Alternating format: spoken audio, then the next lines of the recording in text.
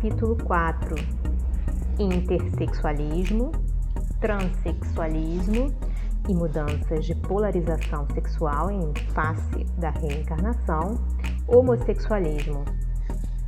Cada um desses títulos deve ser conceituado para a compreensão adequada dos mecanismos a que estão submetidos. Nas descrições, estudos e artigos sobre a temática em questão, existem indevidas apreciações que levam a incompreensões e a uma abordagem destoante. O próprio intersexualismo apresenta interpretação variável por muitos daqueles que tratam do assunto. Devido a essas variações e nuances, devemos diferenciar esses títulos a fim de mais bem situar a questão. Quando falamos de intersexualismo, devemos entender como sendo o indivíduo que desde o nascimento apresenta a genitália ambígua, de modo a exigir cuidadosa pesquisa na definição do sexo. Nesses casos, quase sempre há alguma predominância de fatores em determinado polo sexual que contribuem na avaliação e definição sobre o sexo. É o que poderíamos também denominar de pseudo-hermafroditismo, porquanto o hermafroditismo significa a existência de órgãos reprodutores dos dois sexos em potencialidades idênticas num determinado ser. Seria o chamado andrógeno. O transexualismo deve representar todo aquele caso em que o corpo está perfeitamente definido ao lado da genitália na faixa masculina ou feminina. Contudo, o arcabouço psicológico não corresponde à realidade física. É o que se tem observado em certas estruturas masculinas com atitudes, tendências e emoções tipicamente femininas ou organizações femininas com a psique masculina. No homossexualismo, teríamos os casos típicos de desvios patológicos em que os indivíduos procurariam atender às solicitações sexuais com o parceiro do mesmo sexo, em atitudes ativas ou passivas. Sobre esses 3 capítulos, preferimos conceituar o intersexualismo e o transexualismo como desvios com inexistência desarmônica de prática sexual física. No homossexualismo, entretanto, haveria a prática sexual deformada com todas as sequelas doentias para o psiquismo. Devemos compreender também que os desvios psicológicos do intersexualismo e transexualismo comumente podem oferecer campo propício a deságues patológicos na organização sexual periférica, com absorção das desarmonias para a estrutura da alma ou do inconsciente. Qualquer dessas faixas de divergências sexuais traduzem um bem dirigido e transcendente processo que, por motivos compreensíveis, buscam principalmente às expensas das dolorosas solicitações emocionais, o equilíbrio da totalidade da psique. É, realmente, na colheita das dores, essencialmente de caráter moral, pelas deformações na organização sexual, que o espírito ou zona do inconsciente pode propiciar as correções necessárias para as deficiências que estão situadas na profundidade do psiquismo. As deformações de periferia, situadas na zona consciencial, são resultado iniludível das distorções e desarmonias que um determinado espírito carrega, necessitando quase sempre tempo bem expressivo para seu equilíbrio. Algumas vezes haverá necessidade de transferências do desvio psicológico sexual para outras etapas de vida física ou reencarnação, onde outras personalidades corpóreas estariam mais propícias à absorção de modo integral daqueles desvios. Estamos tratando de alguns desvios sexuais. Entretanto, o mecanismo em pauta refere-se a todas as áreas de processamento da vida.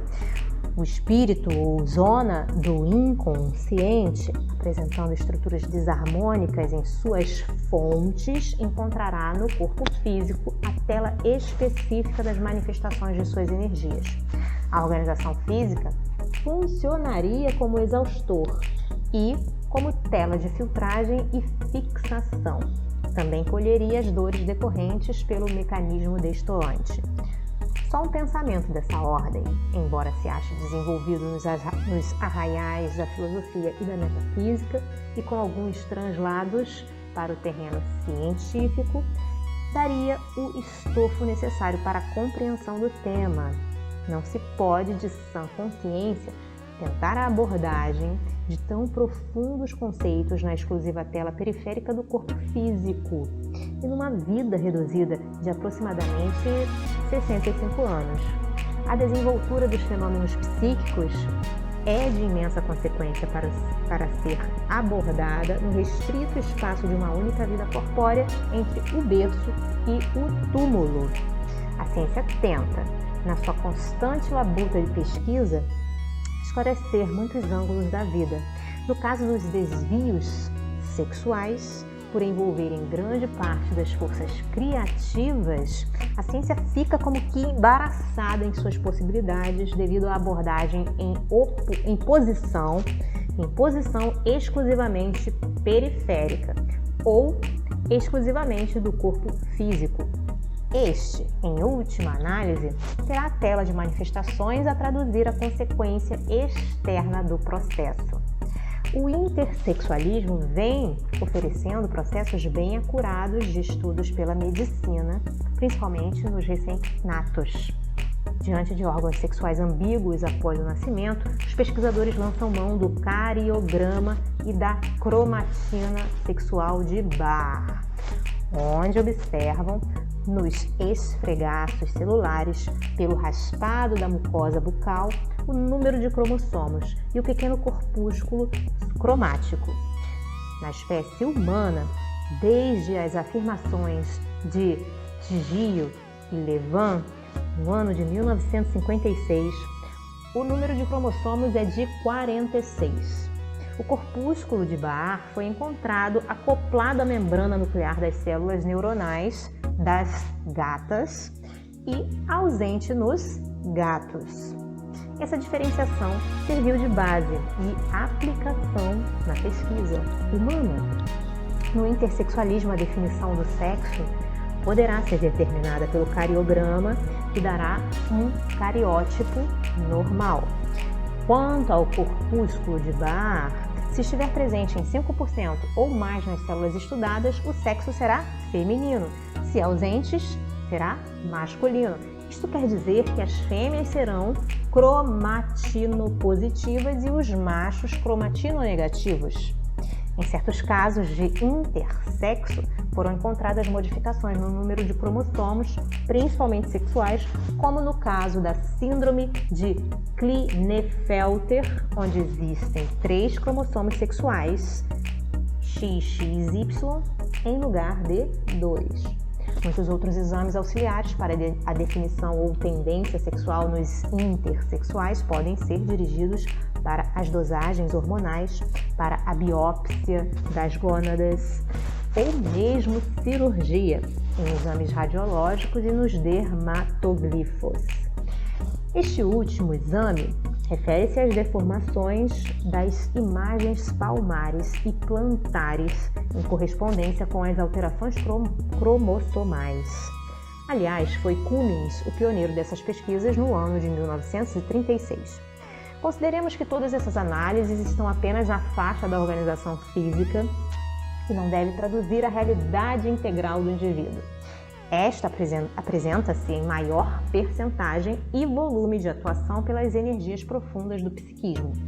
É no psiquismo de profundidade, nas camadas mais sutis do inconsciente ou zona espiritual, que a vida elabora suas necessidades, transferindo-as para a zona corpórea, qualquer que seja a consequência, harmônica ou desarmônica, rígida ou patológica. A conquista médica tem que ser valorizada pelas aquisições científicas. No caso do intersexualismo, tem-se, pelos exames e análises, chegado à conclusão sobre o sexo de predominância ao lado da apresentação dos órgãos sexuais e a sua prevalência.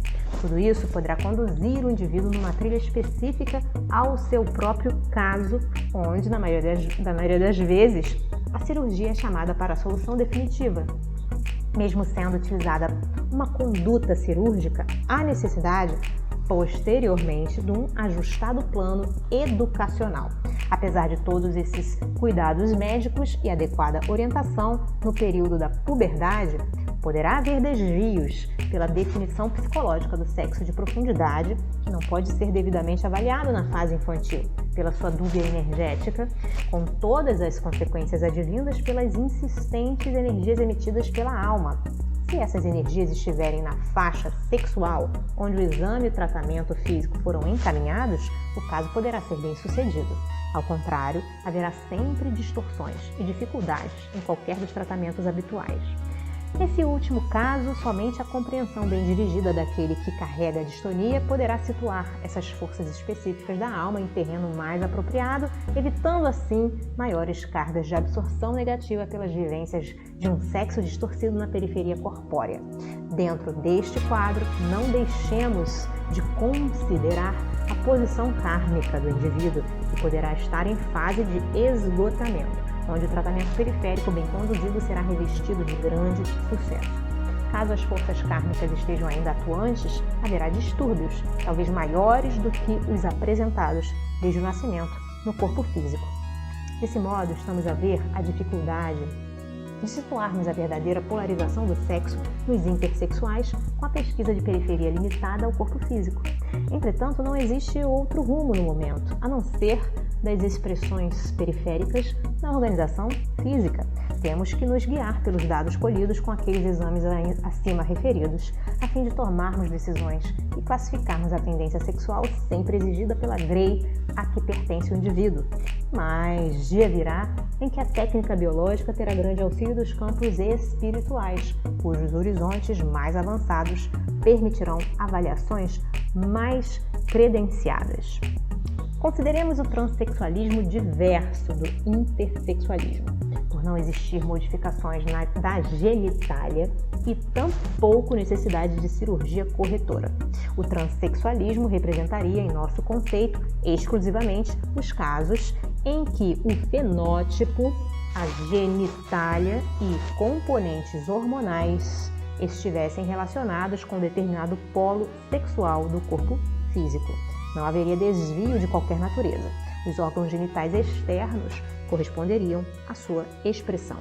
Apesar dessas conotações dentro da aparente normalidade, haveria modificações psicológicas, isto é, as atitudes emocionais do indivíduo teriam correspondência com o polo sexual oposto e em graus variáveis. Existiriam homens com órgãos sexuais anatomofisiologicamente normais, embora o setor psíquico em tudo corresponderia a de uma alma feminina.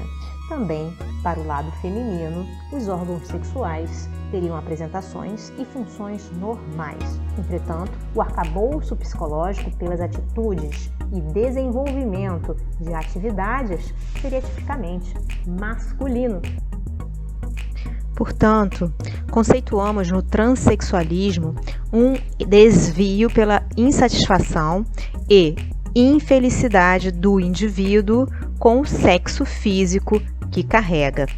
Os conceitos emitidos por Harry e Goldtail há 2 décadas aproximadamente já faziam diferença desse grupo com os homossexuais e os intersexuais de nossa abordagem, embora sempre ligados a profundos desvios na zona física. Os pesquisadores ainda não têm possibilidades de conceituar a temática com profundidade, procurando nos arcanos do espírito os desvios que sempre se transferem à periferia do corpo físico, onde são percebidos e avaliados. Falam na castração hormonal e cirúrgica, mas sempre abordam a situação de modo superficial e considerando os transexuais como autênticos doentes. É claro que muitos deles o são, porém existem tonalidades e sutis modificações psicológicas dentro da normalidade, embora o normal na Terra seja realmente coisa rara. O nosso grau de ignorância ainda é vasto. Desconhecemos quase que integralmente as posições espirituais. Além do mais, quase todos nós somos devedores e, como tal, arrastamos as impurezas kármicas do nosso passado pelos diversos setores da atividade vital. Lembramos as dificuldades que certos indivíduos, dentro de uma estrutura transexual, teriam para manter a sua posição sexual fisiológica em virtude das influências externas de toda a natureza, como também do panorama educativo em que se situaram. Indivíduos dessa ordem, na fase puberal, podem descambar para o homossexualismo pelas experiências sexuais deformadas e ligadas a uma educação identicamente defeituosa. Nesses casos, as marcas poderão ser profundas e o hábito constante de atender os sentidos de modo patológico poderá deixar sulcos inapagáveis e perfeitamente nutridos pela estrutura psíquica do sexo que o indivíduo carrega na própria alma. Seriam deslizes, influenciando na queda dos fronteiriços ou oscilantes a se projetarem inevitavelmente para o homossexualismo. Devemos compreender que os transexuais existiriam em duas faixas perfeitamente analisáveis. Os fronteiriços, que acabamos de citar, por serem indivíduos com possibilidades de se endividarem diante do plano evolutivo pela persistência na patologia sexual, onde enormes componentes dolorosos o aguardariam.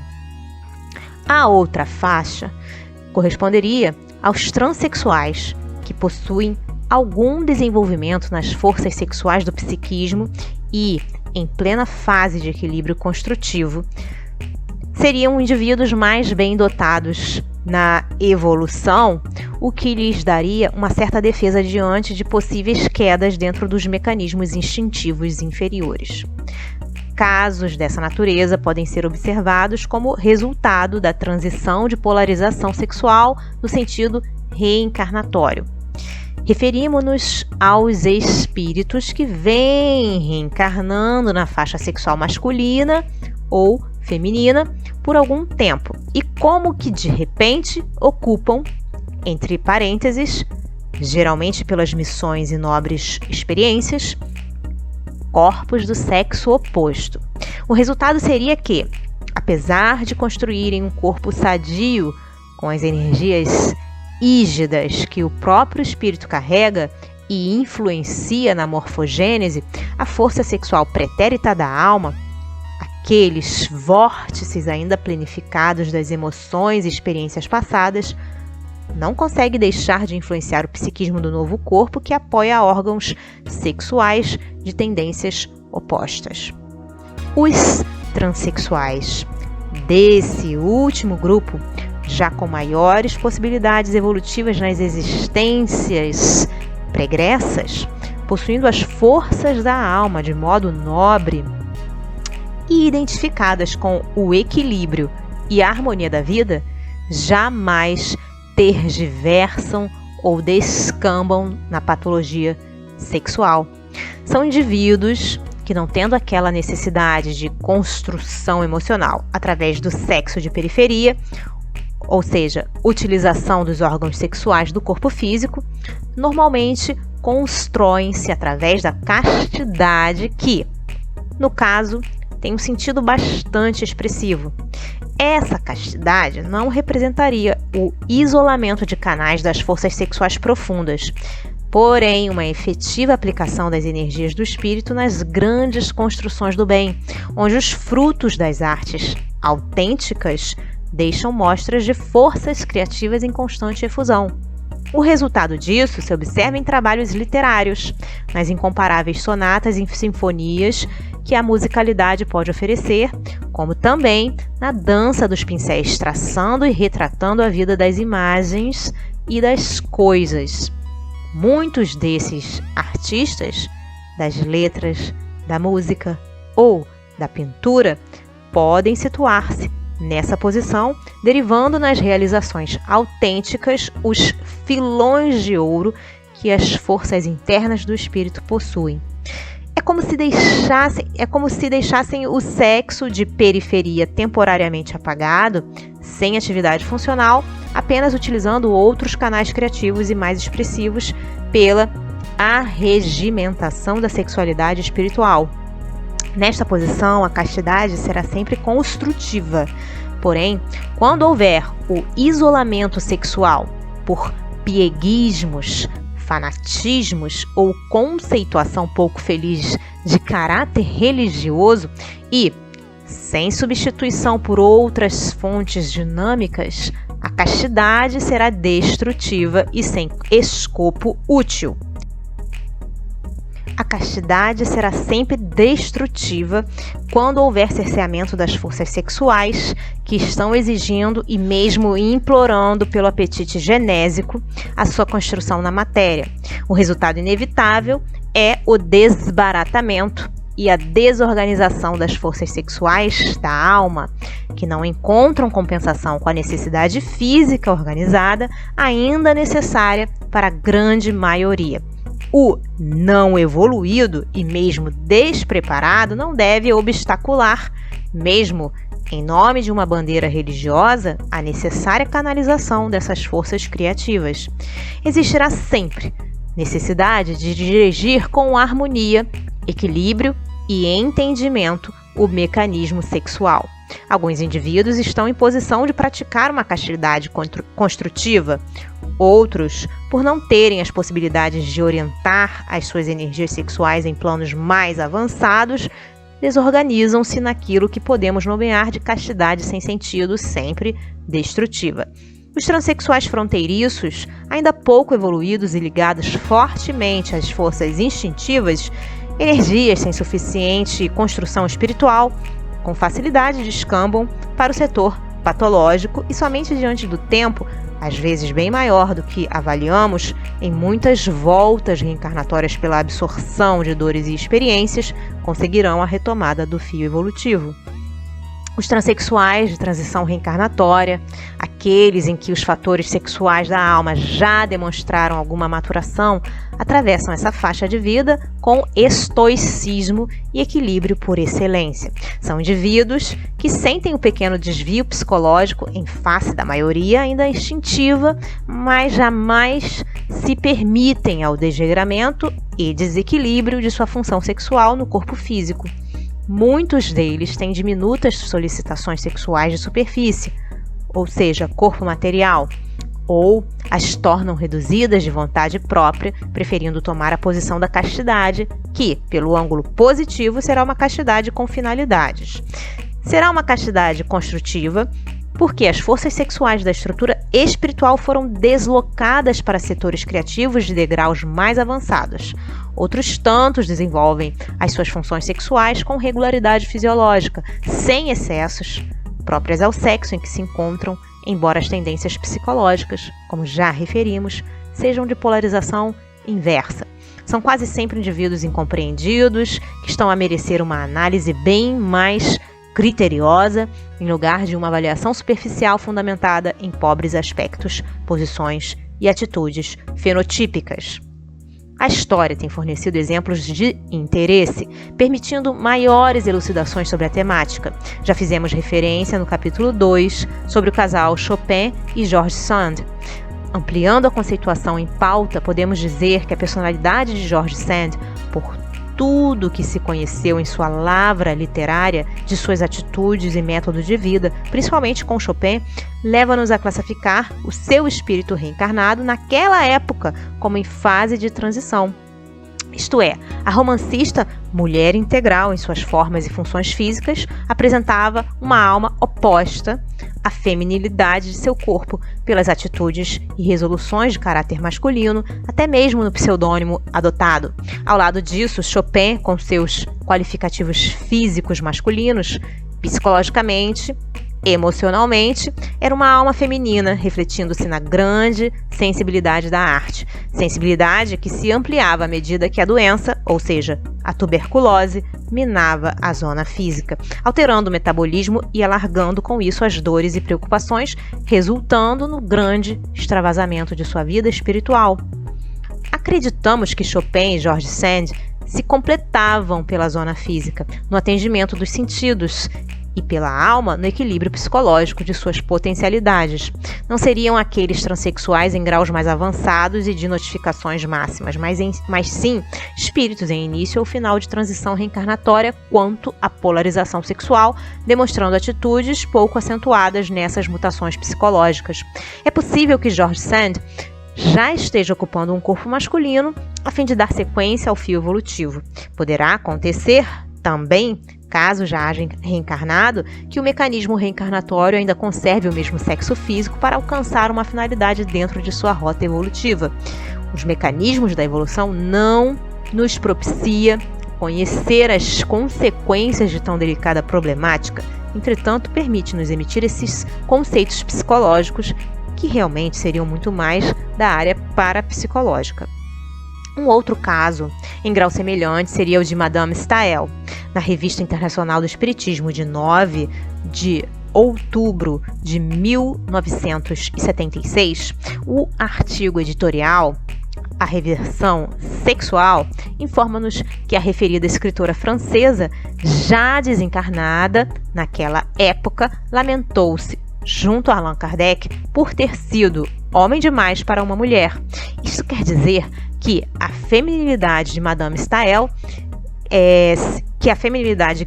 Madame Staël sentia o desencontro em parte com sua própria atitude psicológica de tonalidade francamente masculina refletida em sua lavra literária. Seria o caso de perguntar-se se Madame Staël estiver reencarnada, não estaria num corpo masculino e pela fase transicional ou transexual, com alma e atitudes psicológicas de tonalidades femininas, pela impossibilidade de adaptação devido ao curto período do processo em questão. Acreditamos que o estofo psicológico da escritora Madame Staël teria perfeitamente condições de encontrar-se em posição construtiva, onde as forças sexuais de seu espírito estão buscando um novo ângulo de recompletamento. Haveria como que a canalização de sua organização sexual psicológica em um novo mergulho reencarnatório para a outra faixa de equilíbrio em busca de novas e necessárias aquisições.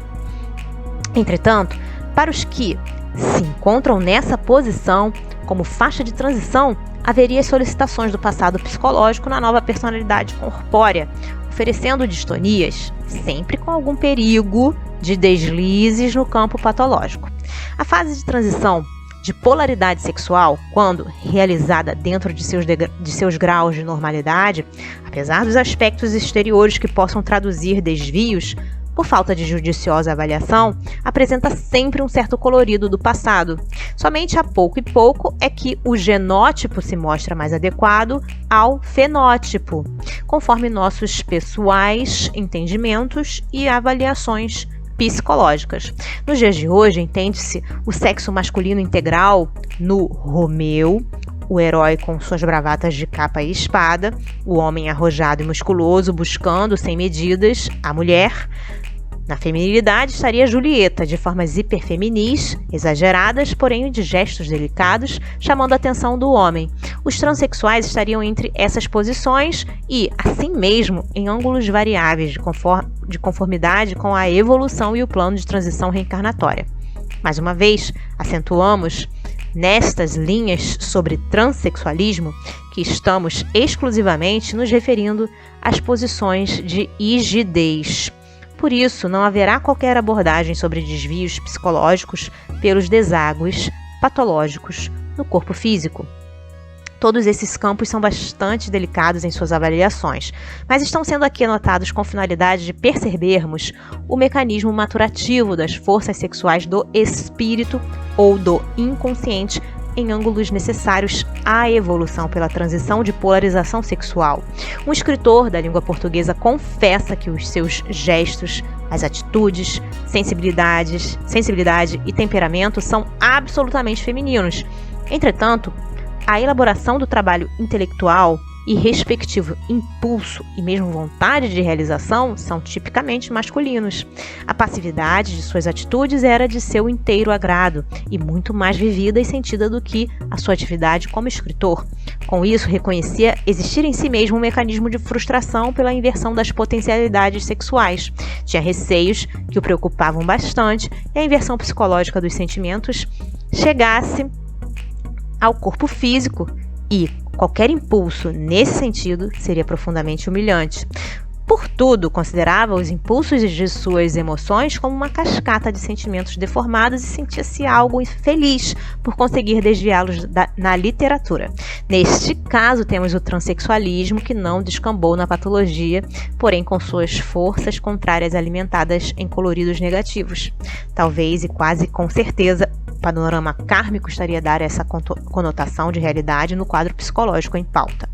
Conceituando o transexualismo com esse enfoque, inúmeros casos de reencarnações podem ser avaliados e estudados. Conhecemos alguns casos de transexualismo dentro dessa abordagem de normalidade relacionados a fenômenos parapsicológicos da faixa psi-teta. Fenomenologia essa ligada aos sensíveis e que nada mais seria que os fenômenos mediúnicos tão bem estudados e equacionados pela doutrina espírita. Certos médiuns masculinos, com autênticos trabalhos no setor da psicografia, psicofonia e com desenvoltura de outros fenômenos mediúnicos, por condições específicas de seu psiquismo de profundidade, exteriorizam tonalidades psicológicas de forças femininas, isto é, são indivíduos que podem encontrar-se em posição psíquica bem evoluída e cujo trabalho mediúnico exige mobilização no espírito das energias sexuais femininas. Pela evolução das forças sexuais, haverá um transbordamento de energias de maior interesse. Na realização da mecânica mediúnica, a exigir uma sensibilidade ostensiva que tão somente a faixa feminina pode propiciar. Poderá mesmo acontecer que os referidos médiuns se encontrem naquela faixa reencarnatória de transição, onde vinham tendo uma série de corpos femininos e, de repente, apresentam-se no corpo masculino. O colorido fortemente feminino não poderá ter um rápido apagamento das predominantes influências pretéritas. Poderia tratar-se também de indivíduos que estejam na faixa masculina, ansiando o lado feminino da futura reencarnação que já se delineia por efeito transicional da lei que busca o equilíbrio psicológico. Por tudo isso, médiuns masculinos que apresentam tonalidades psicológicas femininas, pelas condições já expostas de normalidade, permitem a tradução das influências espirituais e respectivas mensagens com profundo estofo de sentimentalidade pelas adequadas colocações das forças sexuais do psiquismo de profundidade.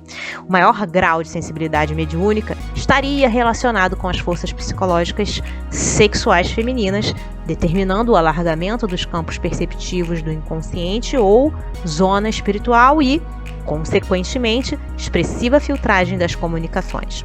Os impulsos vorticosos sexuais, de tonalidade feminina, seriam a condição da expressiva sensibilidade desses médiuns masculinos, equilibrados e moralmente harmonizados, favorecendo também a ampliação dos movimentos de fraternidade pela expansão apropriada das forças criativas da alma. Devido a essas possibilidades, os médiuns são personalidades muito sensíveis, cujo sistema neurovegetativo, como antenas específicas, está sujeito a descontrole diante de determinadas e inquietantes manifestações. Porém, o exercício condigno nessa área pode propiciar para a alma que evolui muitas defesas frente às pressões externas, deslocando suas atividades para horizontes de dimensões mais avançadas. Podemos dizer que o indivíduo na faixa transexual, canalizando as energias psicológicas que carrega no trabalho construtivo, onde as artes e as tarefas parapsicológicas são campos ideais de manifestações, conhece que o caminho está certo, seguro, ajustado e, como de transição, sujeito às intensas oscilações. Entretanto, encontrando-se o indivíduo mais recuado na evolução, carregando a potencialidade sexual inversa de profundidade e com as manifestações de superfície dessas energias, tanto o intersexual quanto o transexual lutam sempre contra o que consideram um desvio psicológico. Quando reencarnados e em busca da definição do sexo físico, só tem certo sossego no vislumbre de outras construções mais avançadas do espírito e, pelo entendimento, cientificam-se da fase transitória que estão atravessando. Nesta, dão vazão a energias sexuais de profundidade, ou polaridade diversa do sexo físico, pelos gestos, trajes e atitudes, mas a grande manifestação dar-se-á pela expressão nas artes, quando existe a sensibilidade artística. Mesmo assim, pela deficiência de desenvolvimento espiritual, correm em busca do sexo de sua predileção psicológica, e alguns, na procura de satisfação dessa posição, nos sentidos físicos, desagam na patologia homossexual. No terceiro grupo, do homossexualismo, o ponto de interesse científico é a conotação patológica. Neste grupo, consideramos todos os indivíduos em distonias de variada ordem que procuram atender aos sentidos com o parceiro do mesmo sexo em práticas deformantes e desarmonizadas. Os homossexuais, além da satisfação sexual com o parceiro do mesmo sexo, poderão ter ou não uma espécie de atração eletiva na posição emocional. Isto traduz a maior ou menor profundidade patológica em que se acham envolvidos. Os homossexuais, em seus distúrbios, apresentam imensas variações cujos detalhes serão omitidos por não pertencerem ao esquema do livro. Anotemos, entretanto, que as distonias apresentam diversificações, não só no arcabouço psicológico em evidência na zona consciente, como também podem alcançar os desvios hormonais e mesmo o aspecto físico do indivíduo. Todas essas oscilações e graus de apresentações serão sempre a consequência das desarmonias na estrutura espiritual ou do inconsciente, em maiores ou menores desvios nas atitudes psicológicas ou físicas. Consideramos, sem qualquer sombra de dúvida, que o homossexual, ao atender os sentidos em satisfação sexual, jamais estará em processo de realização, conforme pensam algumas escolas. Ninguém se realiza no caminho do desequilíbrio e da desordem. A prática deformante é resultado da distonia íntima que carrega consigo, cujo processo desencadeará desajustes, principalmente no setor moral. A vivência desses mecanismos desarmônicos despertarão impulsos específicos que responderão algum dia pelo processo de integração na linha positiva da evolução. A reação-resposta pela zona espiritual estará diretamente ligada à ação desencadeante com toda a colheita das necessárias dores e equilíbrio. Então, o negativo, o erro, o processo degenerativo desenvolverá sempre mecanismos de defesa e de impulsos no sentido contrário, portanto, evolutivo, não conseguindo jamais sedimentar posições inferiores ou paralisar o processo. O grande impulso evolutivo será sempre dirigido na faixa do equilíbrio e da harmonia. Da distonia fica a experiência e vivência, a fim de criar defesas para a sedimentação de novas posições mais expressivas no bem comum. Existe, após a queda, sempre possibilidades de soerguimento. O homossexual, pelo desvio patológico, é um sofredor por excelência e pelas emoções esgarçadas, é um solitário. Em regra geral, apresenta dificuldades de relacionamento por ser obrigado pelas contingências da vida social a definir-se sexualmente. A miúde, quando as pressões sociais são mais exigentes, quase sempre o homossexual desemboca nos conflitos neuróticos. São pessoas habitualmente egoístas, embora amáveis, porém, pela fragilidade do campo emocional, apresentam um caráter bastante inseguro e oscilante. Essa estrutura psicológica permite que estejam, potencialmente, em hostilidade constante para com as pessoas.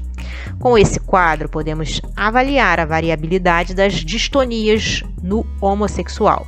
Existirão homossexuais com desvios psicológicos bem acentuados do outro sexo, de modo a encontrarem-se também no grupo dos transexuais. Às vezes, o desvio é tão pronunciado que o próprio indivíduo exige uma definição de situação no sexo que psicologicamente carrega. Por isso, deseja lançar mão das possibilidades cirúrgicas e tratamentos hormonais específicos, a fim de sentir o corpo físico mais afinizado com a sua emocionalidade psíquica. Os homossexuais são indivíduos com intensas manifestações psicossomáticas. São frágeis, desconfiados e profundamente sensíveis, o que lhes faculta certas tendências artísticas e agudeza perceptiva, muitas vezes traduzida por inteligência. Isto não quer dizer que não existam os casos associados de inteligência. A ajuda terapêutica pode ser feita desde quando haja o desejo por parte do próprio indivíduo de correção e equilíbrio. O tratamento básico para essas distonias é tentar direcionar a mente e vontade em realizações autênticas e construtivas, ao lado de absoluta castidade em relação aos seus impulsos sexuais de periferia, sempre atados aos sentidos. Coibir os impulsos, porém, dar ao mecanismo do psiquismo um trabalho construtivo em qualquer área, para que na construção e no dever cumprido possa engajar-se na trilha das realizações espirituais. Atender aos sentidos pelos impulsos pervertidos é desestruturar a organização do inconsciente ou espiritual, cujas respostas serão sempre severas pelos processos da reencarnação em virtude do envolvimento com as energias criativas da alma. O homossexual que, pela sua condição patológica, insista na satisfação dos sentidos, absorverá das descargas emotivas do encontro com o sexo idêntico energias da mesma polaridade. Isso, logicamente, inundará cada vez mais os vórtices espirituais de substâncias que não se entrosam e muito menos se completam. A satisfação inadequada será exclusivamente da zona física, com o desajuste cada vez mais ampliado da organização espiritual. Todo movimento reencarnatório representará sempre uma busca de ordem e equilíbrio. Para o homossexual, existirá a necessidade intransferível de vivência na castidade construtiva, a fim de encontrar a harmonia para as futuras formações corpóreas que as reencarnações podem propiciar. Somente assim haverá possibilidade de liberação e segura participação na estrutura evolutiva individual.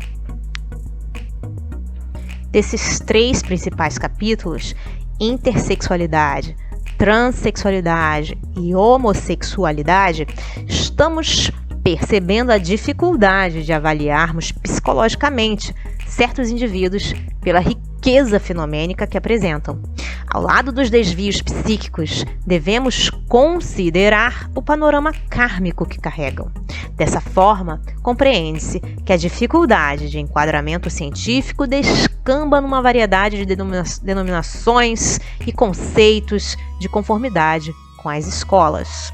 Alguns casos de intersexualismo são denominados de hermafroditismo, ou mesmo de simples inversão sexual. O homossexualismo, com franca inclinação erótica para o mesmo sexo, é também denominado de androginia, quando não de reversão sexual. A ciência, diante dessa multiplicidade, para evitar confusões de avaliações dos diversos desvios dessa natureza, procurou equacionar a posição sexual nas estruturas periféricas do sexo, atendendo os seguintes ângulos. Letra A. Gonádico, pela verificação e estudo das células das glândulas genitais. Letra B. Genético, pela verificação e estudo da cromatina sexual. Letra C. Hienótipo, pela verificação e estudo do aspecto morfológico do indivíduo. D. Psicossexual, pela verificação, estudo e avaliação do arcabouço psicológico e influências educacionais. As variações são tão intensas em vários setores de apreciação científica que já se chega ao absurdo de avaliar o problema sexual numa modalidade de existir, aceitando como normal muitas distonias. Isto porque só está sendo revisto e analisado o mecanismo sexual de superfície da zona corpórea física. Anotemos, mais uma vez, que a zona física do psiquismo consciente é uma tela reflexiva das energias profundas do espírito, onde as fontes sexuais transferem e traduzem o que realmente possuem, a harmonia ou desarmonia. Pela desarmonia, os reflexos dos desvios sexuais desembocam quase sempre nas dores de caráter moral. Estas representam sempre como reações específicas à busca do próprio equilíbrio futuro. É na vivência da dor, pela experiência corretiva, que o ser vislumbra um horizonte de possibilidades construtivas. O intersexual, o transexual e o homossexual têm que ser analisados e compreendidos de dentro para fora, das estruturas do espírito, para a psique de superfície na zona consciente. Terão que ser entendidos como o resultado das forças do espírito a refletirem na tela consciente o teor de energias que consigo carregam. Um conceito desse quilate, apesar de compreendido, não pode ser ainda equacionado em sua íntima estrutura. A própria avaliação psicológica da zona consciente ainda está revestida de inúmeras dificuldades pela variabilidade e graus de apresentação, onde devemos considerar não só o biótipo, mas também o potencial emocional, o grau intelectual, a instrução alcançada e principalmente o entendimento e análise avaliativa do próprio indivíduo. Na abordagem dessas três faixas, intersexualismo, transexualismo e homossexualismo, devemos compreender que o patológico, o doentio, está bem perto do ígido, do normal. Certas posições de transição reencarnatória pela mudança de polarização sexual mostram faixas com limites imprecisos e, outras vezes, tão gritantes, denotando um quadro patológico. Por que isso? Que se passa com a grande lei evolutiva? Que está acontecendo com as forças sexuais da alma? A doutrina espírita tem uma plausível explicação para tudo isso. É a posição em que nos encontramos no planeta, onde o componente de expiação ainda é mais bem avantajado do que o regenerativo. Os componentes kármicos atritados pela vida pregressa exigem compensação. Devemos considerar que muitos dos indivíduos enquadrados nesses capítulos, ao seu próprio modo, carregam posições difíceis, acompanhadas comumente de desentendimentos. Só a construção no bem, o desenvolvimento de trabalho e tarefas positivas constantes poderão neutralizar o karma, ou seja, a carga negativa pregressa, cuja luta lhe foi oferecida pela grande lei, porque há possibilidade de vitória. O amanhã será grandemente expressivo para os que tiveram vontade e souberam lutar por uma efetiva posição espiritual. A blandícia de uma nova aurora apresenta-se sempre com os matizes das semeaduras individuais no bem.